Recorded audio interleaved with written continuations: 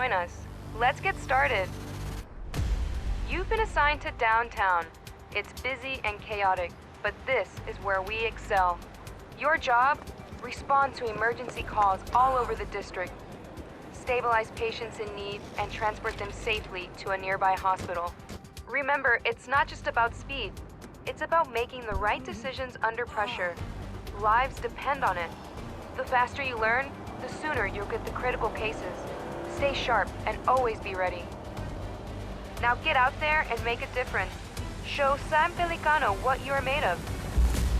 We're counting on you.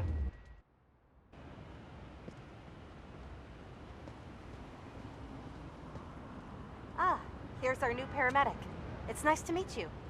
I'll be overseeing your training today. Hop in the ambulance, and we'll wait for our first assignment from dispatch. If you ever get lost, check your map. It always shows you where the ambulance is located.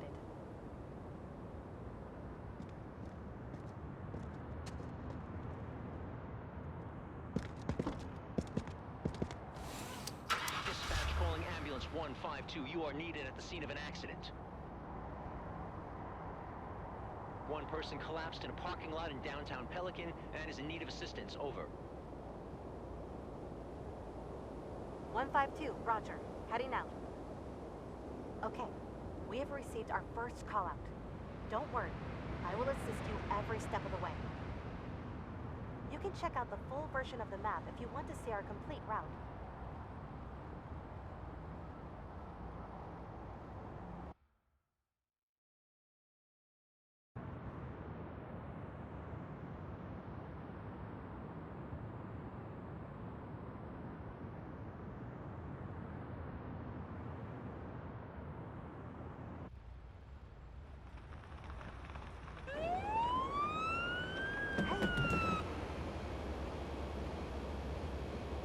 Drive swiftly and safely to the location marked on your map.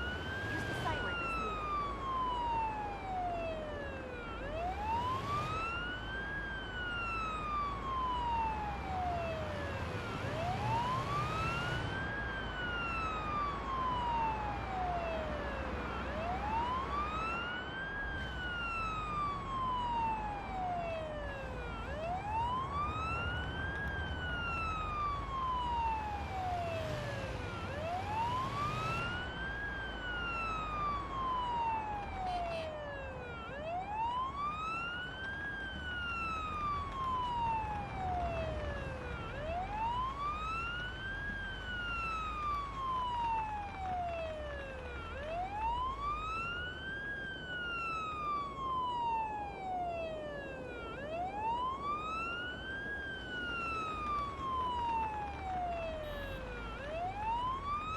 Hey, keep your eyes open.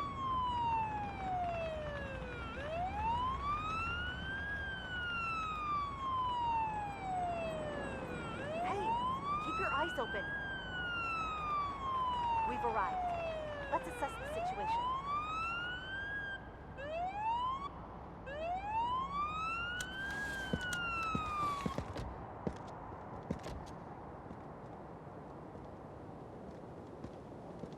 Looks like this is our patient.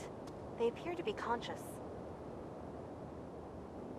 Before we begin treatment, we should ask the patient a set of relevant questions about their person and medical conditions.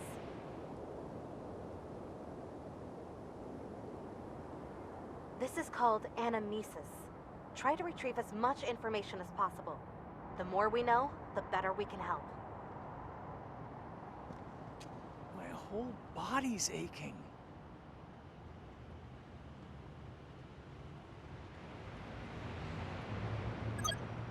I suddenly felt this ringing noise in my ears and felt dizzy.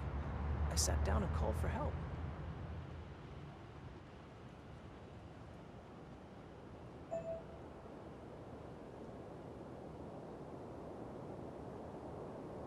Take a moment to further inspect the patient. You might find some more evidence while inspecting different body parts.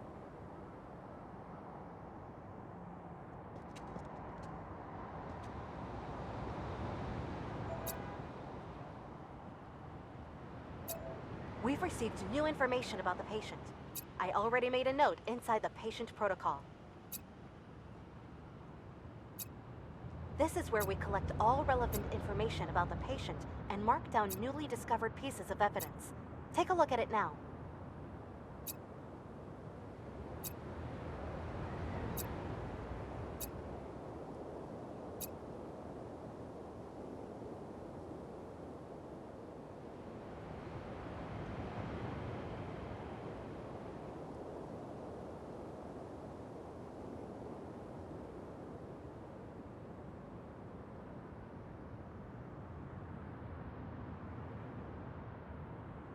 These are the pieces of evidence you have discovered during anamnesis and inspection.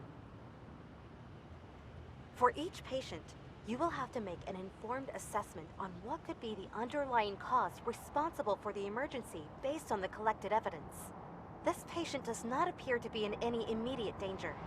Choose a category in an interim diagnosis that fits the evidence. Your interim diagnosis can always be adjusted during treatment. Let's go back to our patient now.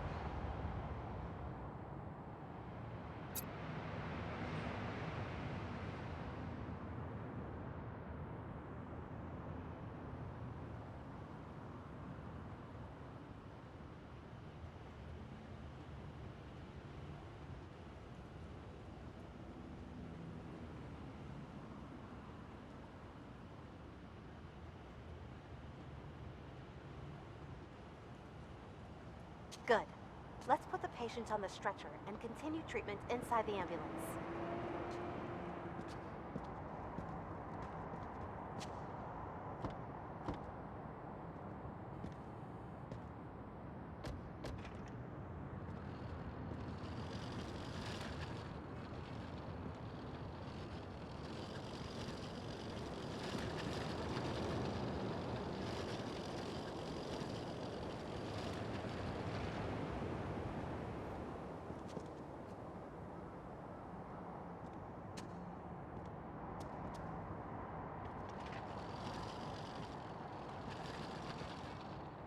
First, we need to assess the patient's vitals in more detail. This can only be done inside the ambulance.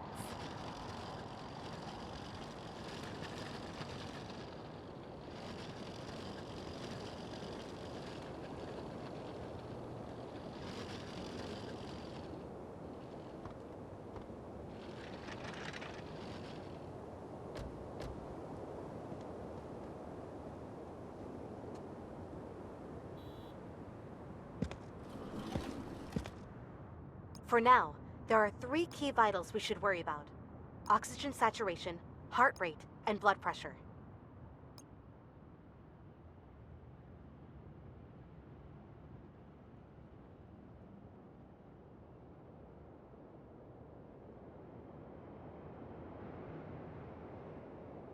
To measure both oxygen saturation and heart rate, attach the oximeter's clip on the patient's finger.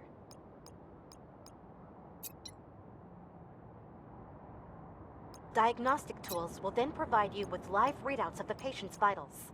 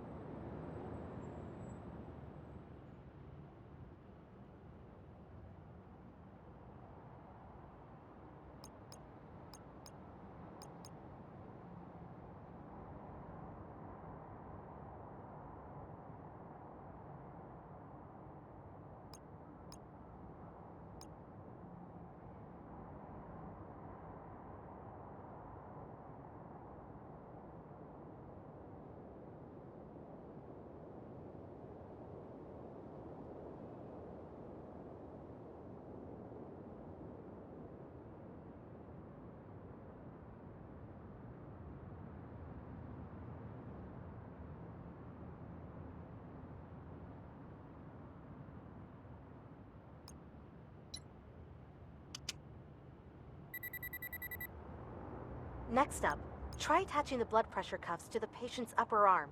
It will provide you with information about the patient's blood pressure.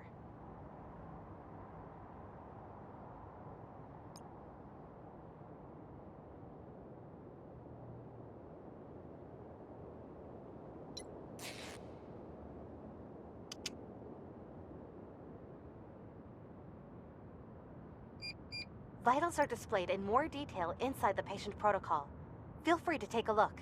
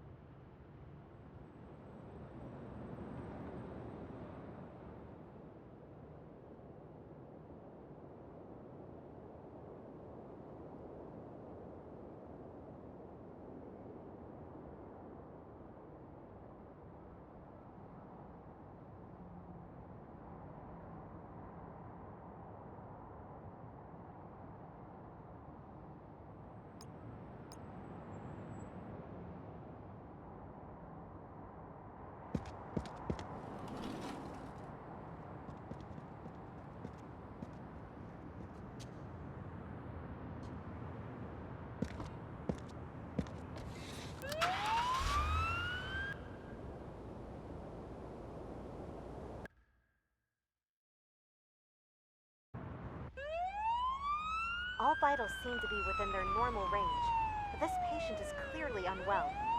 Let's take this one to the nearest hospital, just to be safe.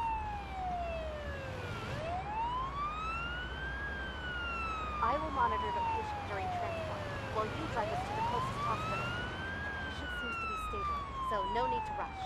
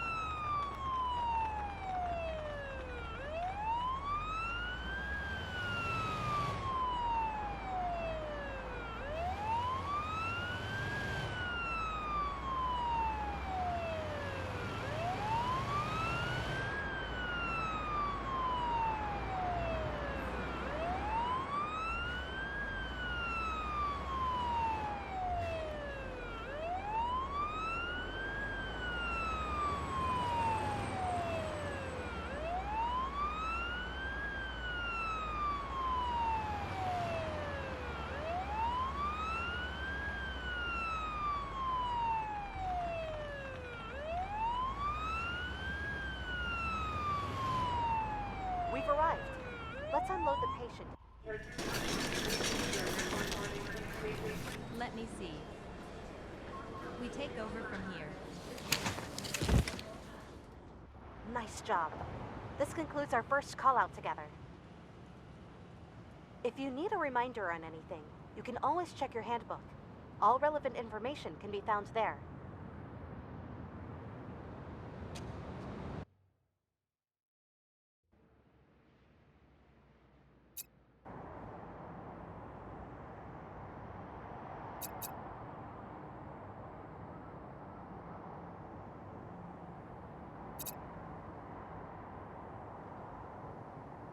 Shift's over, remember?